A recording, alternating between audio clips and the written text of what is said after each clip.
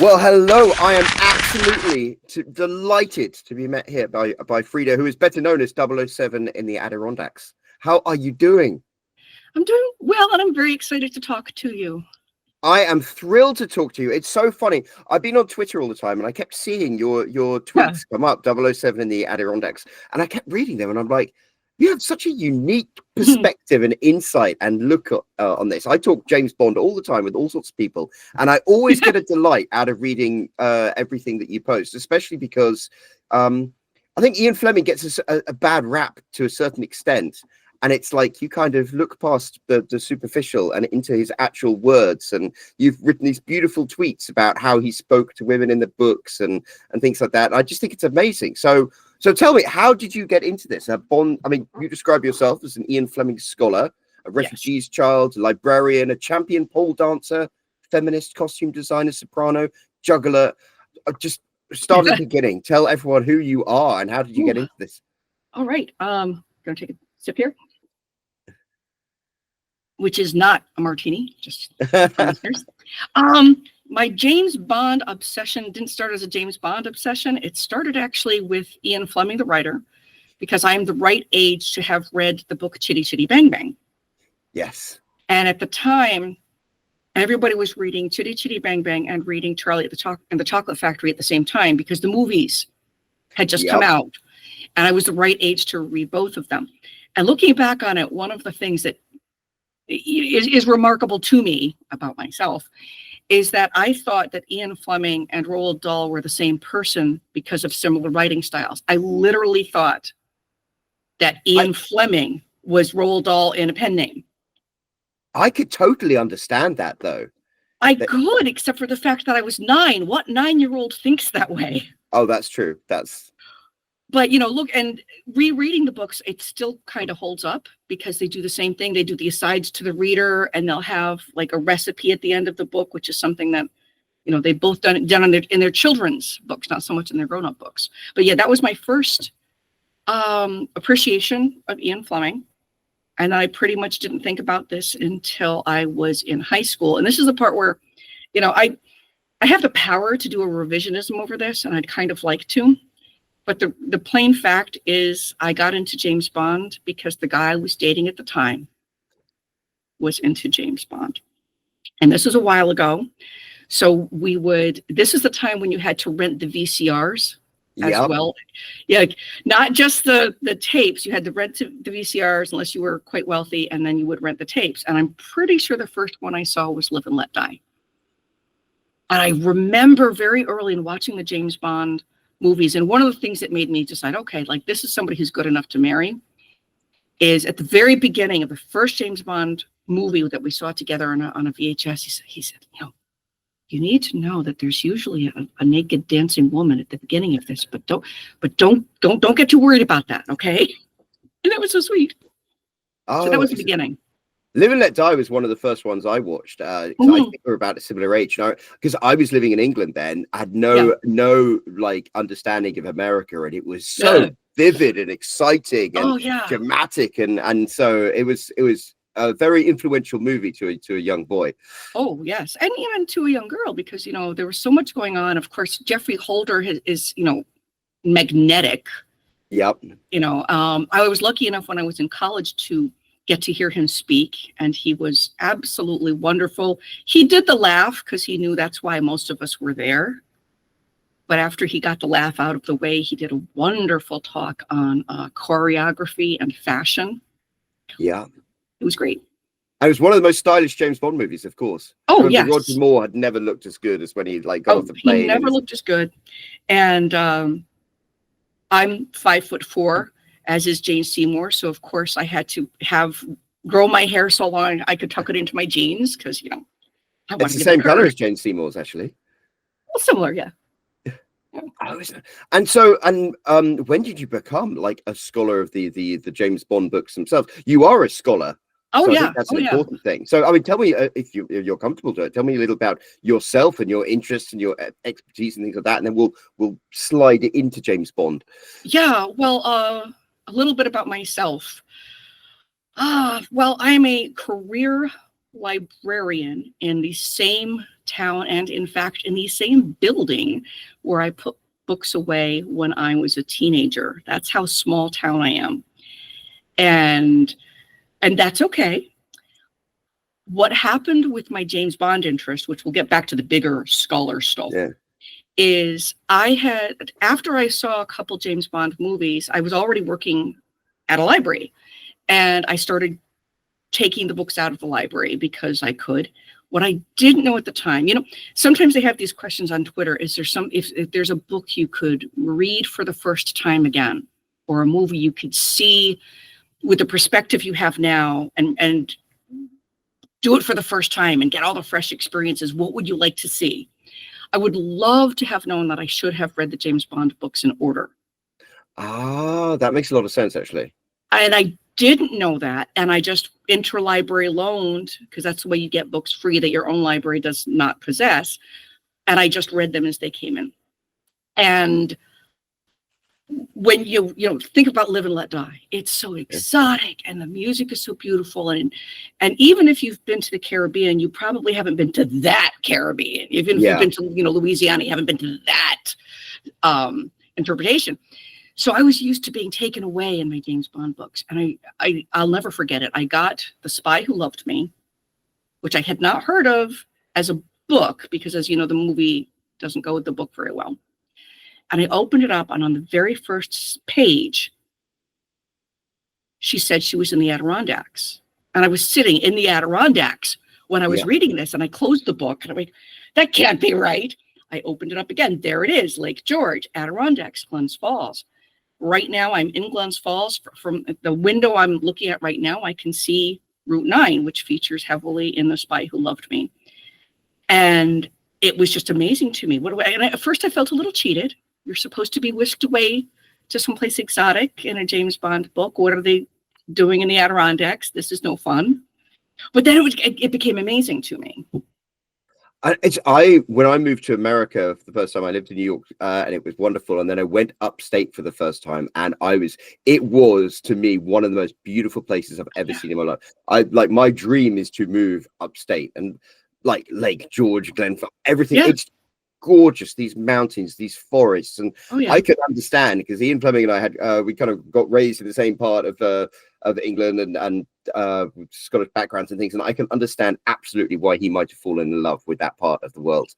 He absolutely did. And it's interesting because I had the good fortune to go to Lilly Library and see an earlier typescript. Oh yeah. And in the earlier typescript, Viv is a lot more complimentary about the Adirondacks. And I think, like, this is like my armchair psychologist, an armchair editor.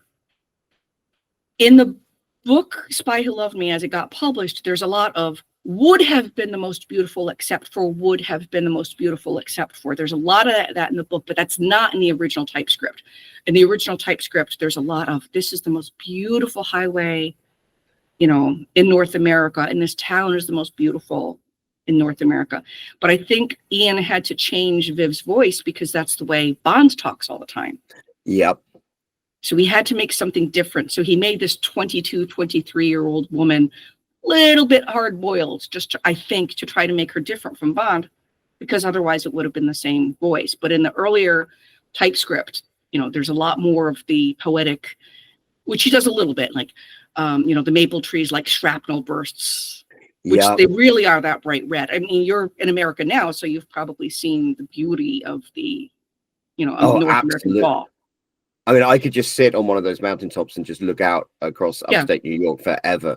I mean, when you read it as well, the most obvious thing about it is this is not like any other James Bond book. I mean, this is written from Viv's perspective, and it's totally different. I mean, how did that grab you when you first read it, having read other James Bond books? When I first read it, I kept on waiting for the perspective to change, because I grew up at the time when alternating chapters had recently been adapted as a style. So I kept on waiting for the next chapter to be different. And I didn't feel cheated at that point, but I remember going, well, when are we going to get his point of view? And as it went on, I was very impressed by how resourceful Viv was, like, opening the drawer of knives and going, okay, I'm going to throw all these knives at the bad guys. I was very impressed by that, and I thought she was a great character. And then when James showed up, when Bond showed up, and he kept on making mistake after mistake after mistake, I was thinking, okay, the author must have been bored and trying to do something different, which now that I'm a James Bond scholar, I realize is a lot of what was going on. I didn't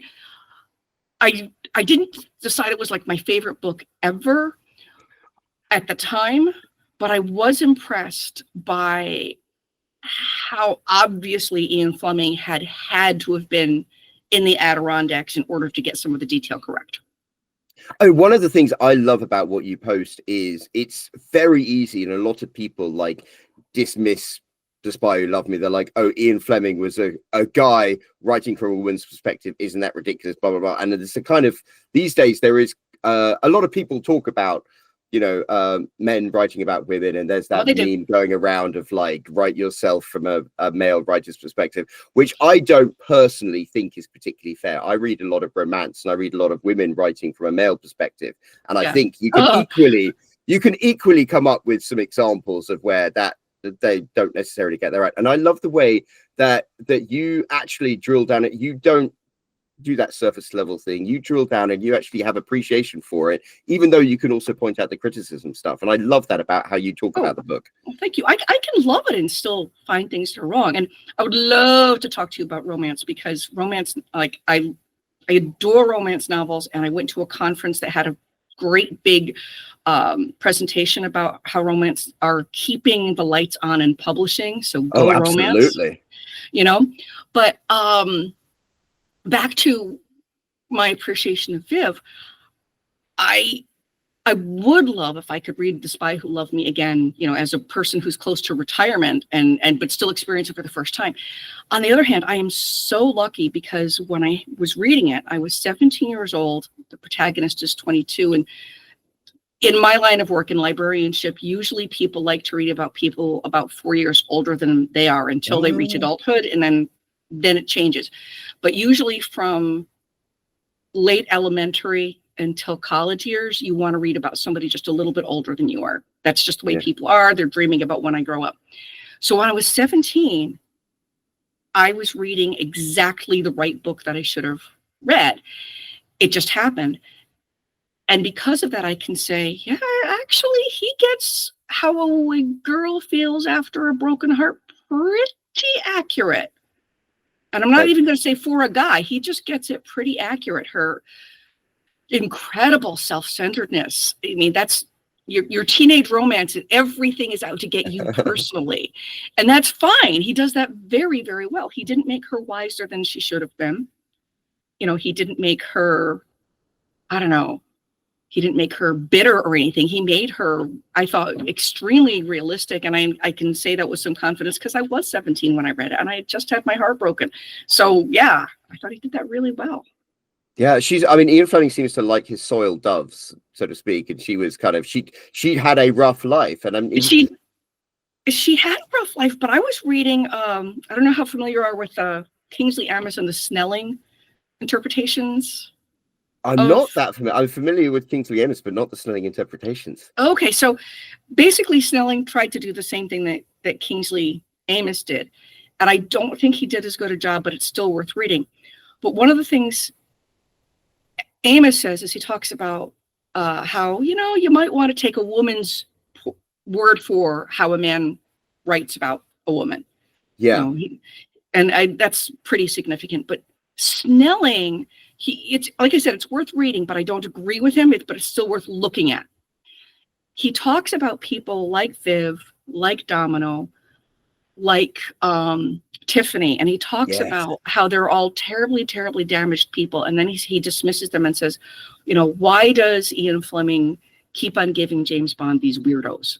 Actually, he says weirdy, because he's English. He says weirdy instead of weirdo. And the thing is, I respect Snelling's observation, but I don't agree with it. What Ian Fleming did very often was understand that people do undergo pain and have to go on anyway. So instead of making a Mary Sue character, he made flawed characters, but then he made sure we saw why they were flawed.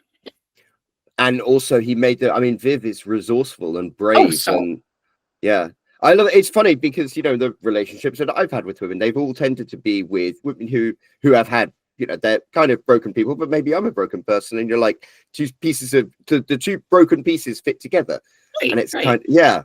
And And the other thing is, like, we're grown-ups. Most of us have had some pain, but Ian was able to go, okay, I'm going to use this. I'm going to make a plot point out of it. I'm going to make motivations based on things that actually happen to people.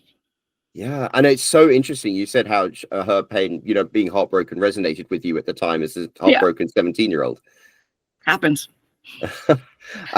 The other thing that I love about what you discussed with, about Ian Fleming is the way he's written love scenes. You were talking, I think you wrote a tweet about Casino Royale and how, he's very attentive to Vesper, and he calls her by love. Yeah. And he's almost the, what would you call it? Not the submissive partner, but he's the primary caregiver. Yes, absolutely. What a wonderful way to put it. And I don't know. I mean, I think there are certain men who always go for kind of broken women because they want to give them the love that perhaps they never had themselves, or something like that. I don't know. That's probably true for Ian. I think at this point you know enough about him to know that there was a lot missing in his life. Yes. And mummy issues, but I love that about writing. When you write something, you read, when people write about their pain and you read it and you have that same pain, it's very validating. Oh, it is. It is. I was having a discussion with another James Bond scholar just the other day, saying, like, and I said, this is what I like to read when I need to feel bummed. And he said, well, why would you need to feel bummed? I'm like, well, I get to process my pain by reading about somebody going through something similar, and it doesn't really matter if it's a real person or not. Oh, what a wonderful way of putting it. I was thinking, I'm quite a student of fan fiction, and often they say the reason fan fiction exists is because it's almost, and this is not to be derisive of it, it's almost like emotional pornography, as in you get a segment and the characters, so you don't need to have the build-up of who the characters are, because you know who they are, because they're established, and they have a scene that makes you feel an emotion. And then sort of the scene ends, and it's almost like you get to get that chunk, feel the emotion you want to feel with the characters you're familiar with. Yeah. Well, I love fanfic anyway, and I think I would love it if people understood more about what fanfic is. I mean, Shakespeare wrote almost entirely fanfic. I think he had only one original plot in all his plays. So as soon as you said that, I'm like, good Lord, you're absolutely right. Yeah. Yeah. He was a pioneer in fanfic. And it's so okay. You read. You've obviously read all of the James Bond novels now. I mean, which ones stand out for you? Which ones don't stand out for you? Which ones do you think are better than others? Which ones do you think? Which ones do you have? You got like lots of notes written about? Oh, well, I have to have the most notes on The Spy Who Loved Me, but let's get back to that one, because The Spy Who Loved Me is why I'm here now. But let's get back to that.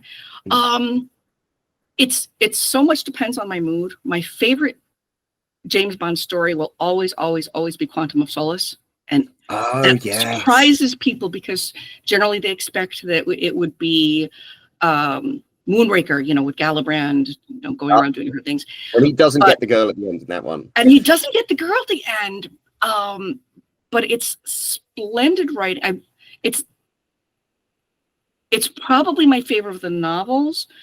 And one of the things is, when I'm talking about Ian Fleming writing women so well, I think a lot of men, because they don't understand women a lot, it just is like so much white noise when Ian Fleming is doing some of the character building for women.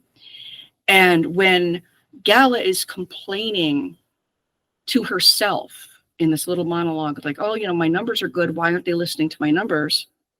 I'm almost certain every woman has been through something like that and goes, oh my gosh, obviously.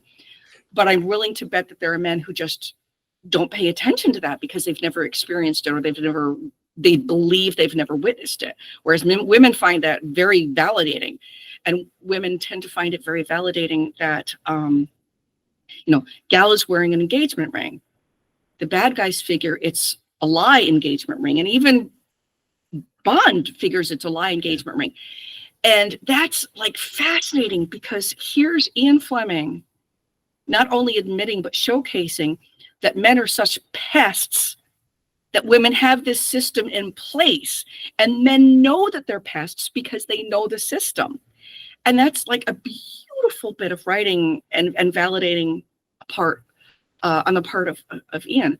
So, so you're asking me, what's my favorite novel? I think that's probably one of the strongest, but my favorite story is Quantum of Solace, because it's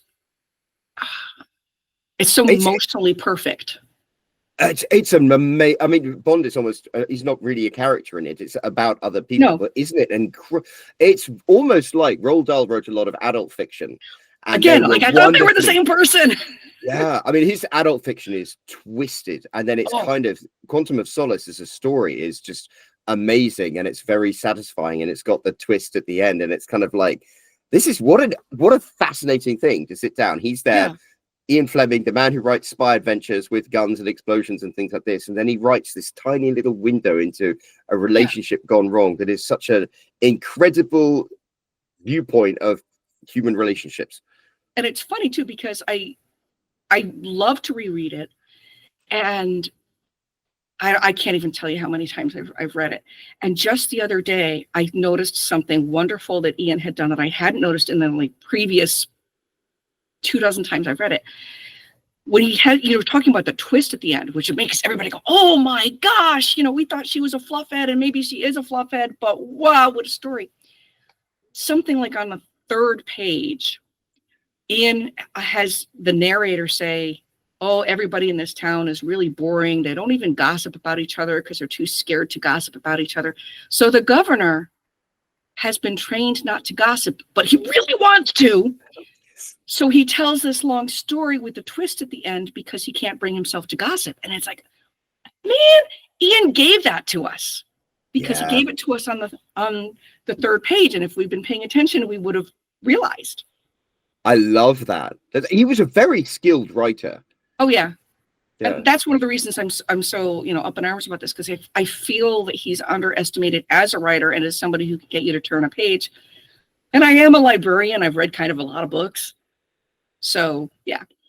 I mean, he was a journalist, obviously, originally. And I think one of the things that I find fascinating about his work is, and I think you've highlighted it especially, is he kind of observes things and he writes them as they are, not necessarily as he wants them to be. And he's quite clever and sharp at observing things, just like you said with the engagement ring. It's like that's he obviously understands what's going on, and he just writes about it as it is. And I think some of the parts that are that people now find problematic, quote unquote, especially in Live and Let Die, it's like for him as an Englishman who's coming to Harlem of all places, having only ever had experiences with black people in colonial countries, to come to America, which is the land of the free, where you have as his chapter 6 in the original version is called N-Word Heaven, which is based on a book from the 1920s about how like this is a completely different world. And he writes about that and he just writes the truth of as it was through the viewpoint of him as a white Englishman from abroad. And I find that kind of fascinating. And I find there's a kind of honesty to it. And I think it's a reflection on ourselves, perhaps, as a society, when we find it so problematic to read that without understanding the context in which he wrote it, perhaps. I think it's good that we find it problematic. Yes. And again, I'm a librarian, so nobody understands censorship as well as I do. Yeah. I think Ian's a good enough writer that we can take out the dehumanizing language and we've still got a good story.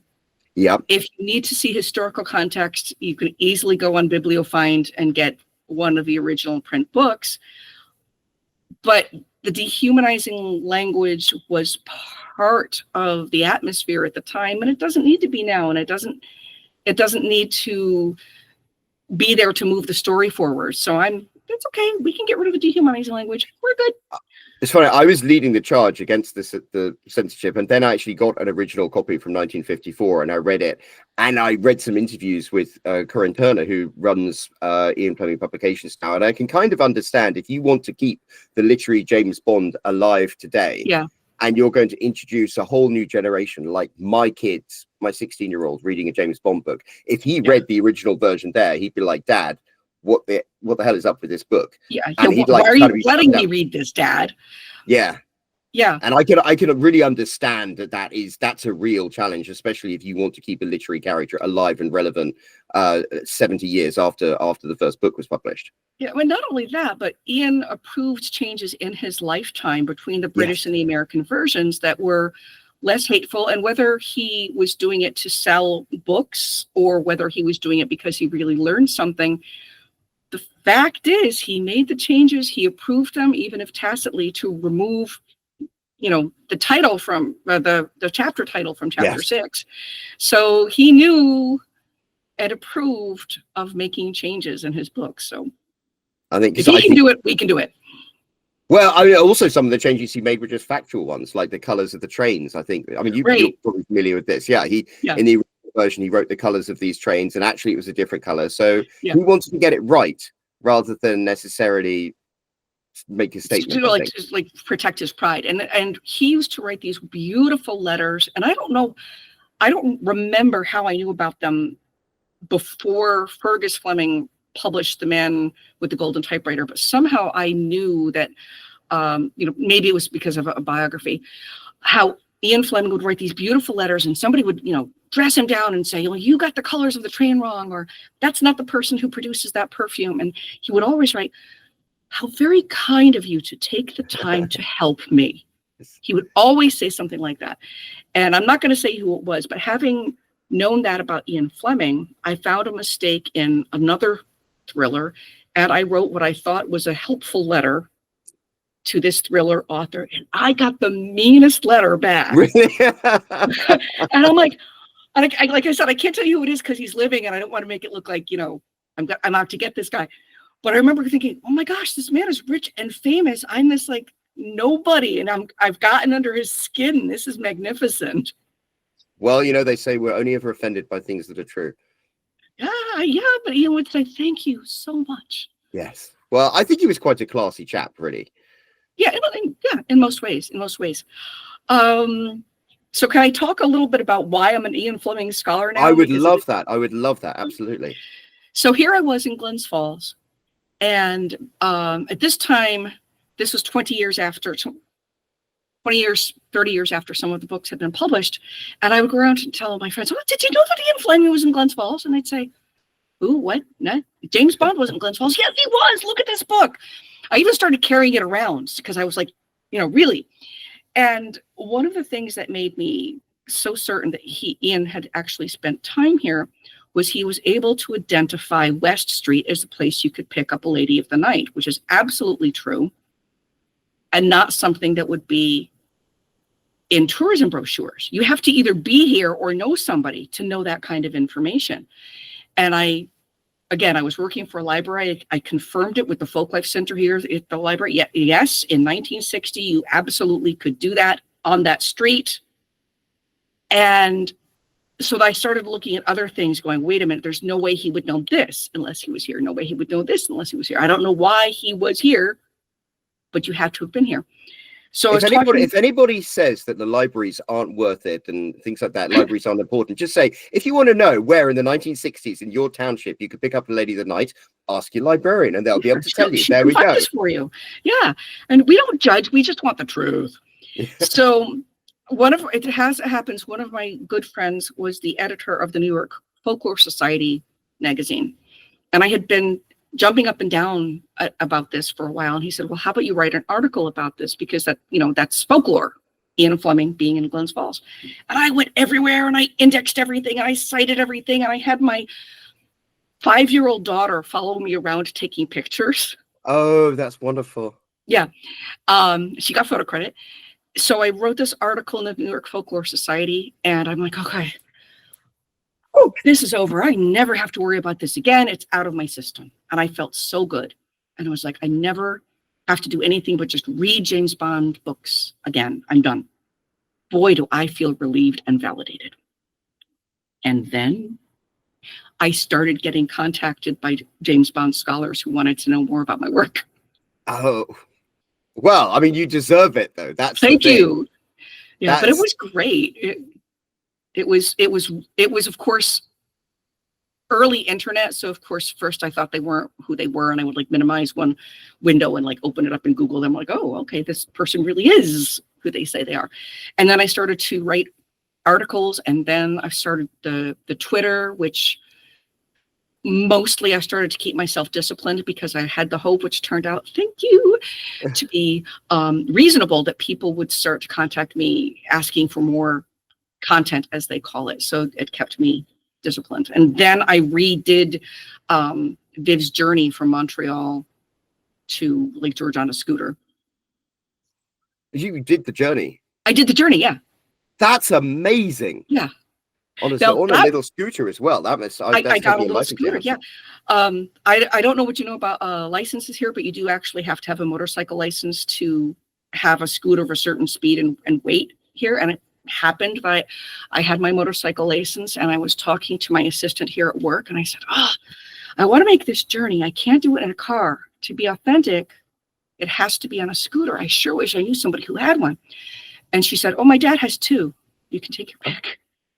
Oh, isn't that amazing? I didn't even have to rent it, much less buy a $6,000 scooter. He just said, oh, go have fun. So did you start from Glens Falls and go up to Montreal and back again, or did you? Yeah, I tried. This was right after we were coming out of the COVID shutdown. So what I wanted to do was ship the scooter and just come down so it would be as authentic as I could. But I couldn't. Places were still closed, so I couldn't ship the scooter. There was no place I could drop it off. Yeah. So I had to drive north and then drive south in order to I'm just Googling how the distance between the two with that's nearly 200 miles. Yes, it is. Yeah. Which is at 35 miles an hour. Oh my gosh. But then imagine if you're Vivian doing that. Like in the 50s in kitten heels or whatever. I don't know. Oh yeah. And the thing is, I actually had to do a recon by car first because so many places had closed since the 50s. But what's wonderful is that since you're around here, you probably know we have a highway, the Adirondack Northway, that pretty much goes, the entire length of the state. Yep. Scooters aren't allowed on it. But what that meant was it diverted so much of the traffic that Route 9 looks very close to the way it did in 1960, and some of the businesses are still owned by the same families. So that was my good luck. So I love going up. We often go to the I know it's not upstate, but Rhinebeck has a wonderful sheep and wool festival. But I love going through. Rhinebeck's beautiful. Yes, but seeing the old buildings where the Borscht Belt used to be, and the old summer camp, some of which is still around, and imagine the 50s, that would have been the heyday of them, wouldn't it? Yes, it was, because air conditioning had been invented, but it wasn't in wide use. So that would have been the heyday of that. Yeah. And of course, a lot of sorry. Oh no, say what you were going to say, but that. Well, the Adirondack camps are very similar to the Borscht Belt camps. Yes. So the architecture is going to be similar, and a lot of it's going to be from the same time period. I think that's an amazing journey. So what time of year did you do that? I did this in August for several reasons. If you read The Spy Who Loved Me, Viv says she's doing it in October, but she can't be doing it in October for many, many reasons.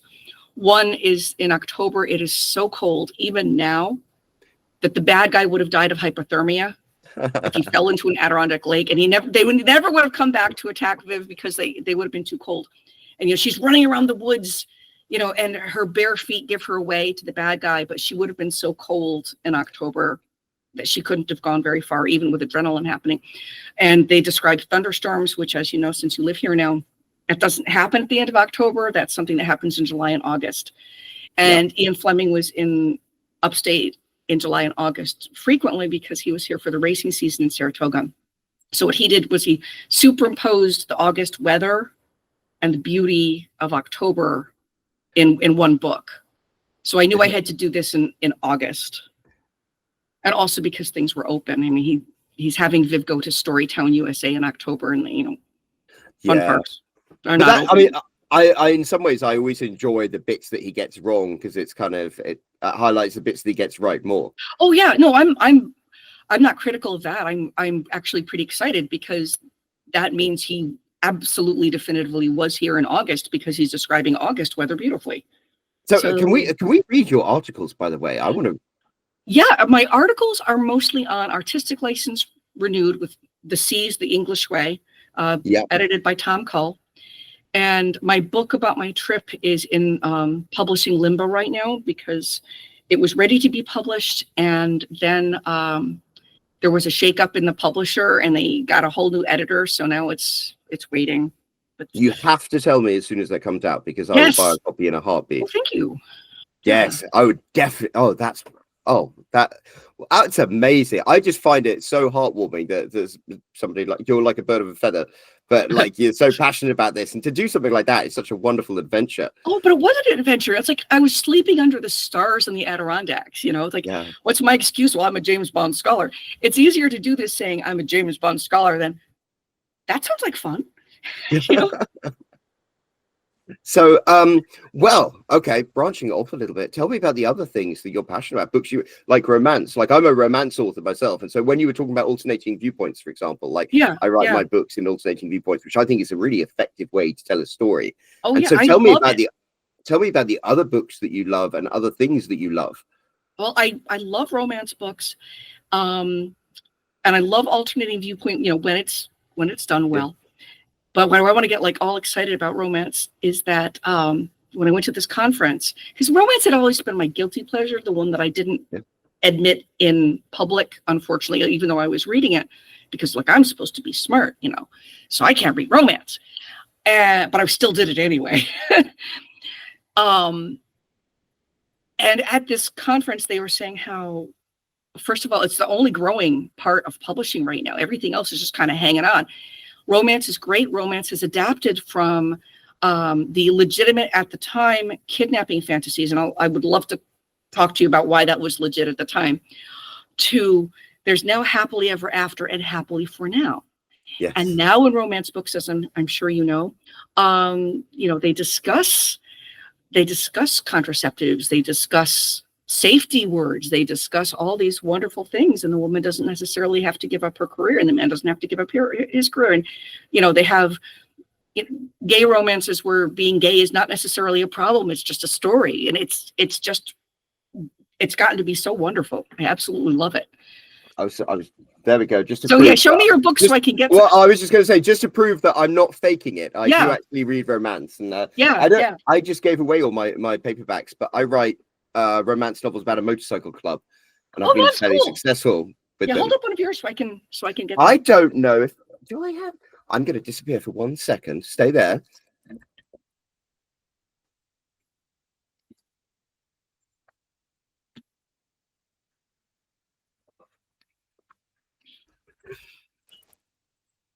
I went to an event recently and I gave away all of them. I think this has got a pre-release copy that I have, proofreading copy. But I write the papers. I've sold 70,000 of them, so I'm like, that's wonderful. But I love it. I think reading romance. I think some of the best writers in the business today are in romance. I agree completely. That some of the best writers in the business and some of the best plots, and certainly some of the best characters. Yeah. And at this conference I was at, like people are saying, well, people are down on romance because in romance books, women have agency and they talk about what they like. And I think people are scared about that. I'm like, yeah, you're right. But let me just show you, like, we didn't know we were going to talk about romance too, but just let me show you some of the stuff that's in my interlibrary alone. I just got this beautiful R. Eric Thomas. R. Eric Thomas is the advice columnist, Ask Eric. Yes. And it turns out that he's also a YA writer, and I am just like, yeah, I'm all over that. I find that fascinating. I mean, that's the thing. There are 4 reasons why people buy books, and one of them is the author. And if you have a relationship with the author, then that's fantastic. Yeah. And I find that fascinating because that's the kind of book that in traditional publishing would never normally have been published, because they're like, oh, there's no money in young adult fiction about gay people. It's like no, there's an audience out there that's been dying for it for years, and now and absolutely and people need to be validated. And then I just this is an older one, but sometimes I like to revisit older things. Sarah Paretsky was probably one of my first authors I read that wasn't Ian Fleming. I went through a lot of authors trying to find somebody whose voice worked for me, and I really enjoyed that. This is not all she edited. She didn't write all of these. So these are short stories, and I love short stories. I love short story collections because then I get to discover new authors, maybe without committing to a 300-page book, and then I can go, oh yeah, I like that person, and look up more of their stuff. Yeah, I was part of a James Bond book club, and we discussed Casino Royale, and it was interesting because we were discussing how, to a certain extent, it's almost a romance novel. Oh, it's absolutely, and that's the other thing that I think people who see the movies don't want to accept. It's like, no, Casino Royale, and not just Casino Royale. I mean, in Casino Royale, he contemplates marriage. At the end of Diamonds Are Forever, he and Tiffany move in together, and then on Her Majesty's Secret Service, he gets married. So he's writing romances. Just there's a lot of like spy stuff happening on. But if you actually look at the plot, like, oh, the cold-hearted person gets together with the wounded woman, and they find each other and they fall in love. Just don't read that last chapter where she might die. But up until the falling action, it's pretty much a romance with guns. Tiffany Case is one of my favorites, and I love where he talks about the breakdown of that relationship and how she cuckolded him in the end by having a relationship with a Marine, and he went to go and he was all set to shoot him, and then they ended up wanting to go for a drink together or something like that. And it's just that I find that interesting. I mean, it's such a Ian Fleming seemed to be very good at writing vulnerabilities as a man, even though James Bond was like this big tough. Yeah, he sometimes would give a tiny little vulnerability to James Bond, like after the Friday the 13th flight thing, he ended up getting scared in the plane.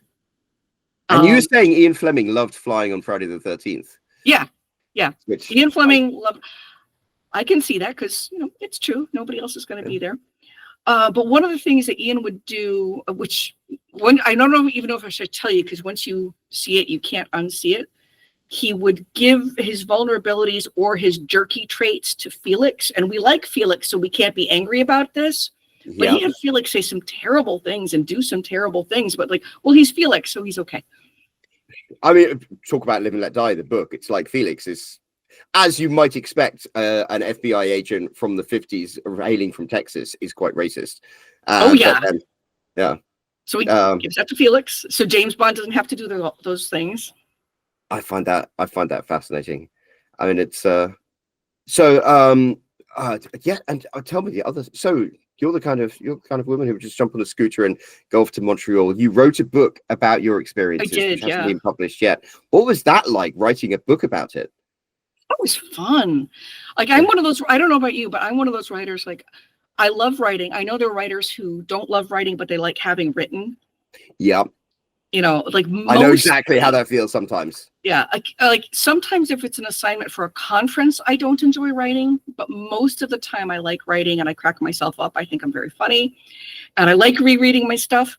So that was a lot of fun. The only problem with writing the book was I did a recon by car first to make sure that there were going to be enough places to get gasoline, because everything being diverted to the highway, I wasn't sure if there would be enough. Yeah, so the scooter doesn't have the biggest range, does it? Right. So I took a lot of photographs on my recon just in case it was raining or something on the way back. And then I took pictures on the way up just in case for some reason I couldn't get pictures. But then I couldn't write the book. Well, first I went north, then I went south, then I went north, then I went south, then I went north. I couldn't do that because it wouldn't make any sense. So I pretty much had to start north and go south. And I also had to do it in chapters that were thematic rather than doing it completely, in a calendar way, which you'll know used to be a popular way to do things. So the book Cheaper by the Dozen works thematically. All the books by Betty McDonald, who is responsible for the Ma and Pa Kettle thing, they're thematic instead of going in a calendar year. So the problem with that was, like, sometimes something happened on Tuesday and I realized, oh man, I'm going to refer to this later when I talk about problems, but I have to refer to it a little bit because, the bike fell over. Yeah. So knowing exactly how much to give up in a chapter that's just about food, when I know I need to revisit it, that was a little tricky. I still thought it was I fun. love that though. I mean, and that shows like your understanding of the craft, because I think a lot of people would say, "Oh, if you're going to write a book about that, you just write about what happens." And it's like, no, Yeah, you have what happens, and then you have to craft it into, a satisfying experience for the reader, a journey for the reader themselves, and that's going to be different from the journey you took.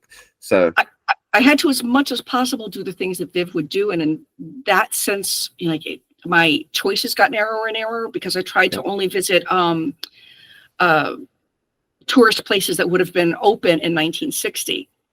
Yeah. So that slowed me down a little bit. But I also had so much fun doing that because, I got to stay in a motel that was opened in 1934. Wow. And that was really cool. And then for one night, there weren't any motels at all. And I met this really wonderful, wonderful, crusty guy. And he said to me, how did he put it? I had overheard him talking to somebody else saying that his hotel was full. So, I went up to the bar, because it was hotel and bar. And he said, "What do you want?" And I'm like, "Oh, wow, I'm going to channel Roger Moore." And I said, "Information. Where can I stay the night?" And I said, "I don't care if I do wilderness camping. I know everything's full." And he said, "Well, you can camp behind my motel right by the river." That's amazing. Yeah. So I did. I pulled the scooter right by the river, and because it was only a scooter, and Viv had saddlebags, but I didn't have saddlebags. I had to get everything in this milk crate this big. So luckily I'm 5'3" and I got a kid's play tent to be my tent. But I mean, I don't know that many people who'd be happy to do that, just like camp out by river. That's quite brave and fearless and Bond girlish of you. Yeah, it was so much fun. I loved it. I loved it. I loved it. Now I'm heartbroken that we're coming up to the top of the hour, so I'm going to have to wrap this up. But what a treat speaking to you is. Thank you. I saw you've got James Bond, Route 9 and Me is on Amazon. Is it something that we can buy, or is it something you can, but please don't, because the one you get from Amazon, which you can get it from Amazon, but please don't, because it has a lot of typos in it, which is why that the publisher ended up officially withdrawing it. But I guess they couldn't undo Amazon the on-demand contract that was there. So if you get it, it'll be full of typos and it'll make me sad. But if you wait for a good one, it will be the good one, and I'll sign it for you. You'd like that? I would love that. I mean, you never know. I'm going to be up in Glens Falls at some point in my life, so I would love to go and have a martini with you. Oh yeah, well, if you come to Glens Falls, just give me a couple weeks notice. I will show you all the Spy Who Loved Me sites. Oh, that would be amazing. That's as soon as it warms up. Okay, it's a wait then. That's okay. That'll give us some time. Yeah. Oh, I can't believe our time's gone so quickly. I know. Well, maybe we can have a chat again in the future. I would love that. Yeah. And Frieda, thank you. And now I know to get your books. Oh, well, they're quite spicy, I should warn you, but I think you're a librarian. Librarians know, one thing I've noticed from reading so much romance is like what I thought was spicy compared to what female authors write is nothing. Women write so much more sophisticated, so much more twisted. I mean, some of the books that I've read, I'm just like, oh my goodness, it's like, I can't believe this is in print, but at the same time, it's like fascinating and wonderful. And yeah, so yes, it's a whole different world out there. Hey, it's great. It's absolutely wonderful. And the spice is wonderful. Oh, well, that's good to hear. Oh, well, Frieda, thank you so much. I'm going to put a link down to your Twitter profile, your X profile, or whatever it is. And I urge everyone who's enjoyed listening to us have this chat, go and check it out. Because I think what you post is absolutely wonderful. And I really, really enjoy it. Oh, this has been fun. I mean, talking about some of my favorite subjects, not just James Bond, but also romance and librarianship. Yay. So thank you. Well, this has been great. I'm so glad you reached out. Oh, well, hopefully we won't be strangers.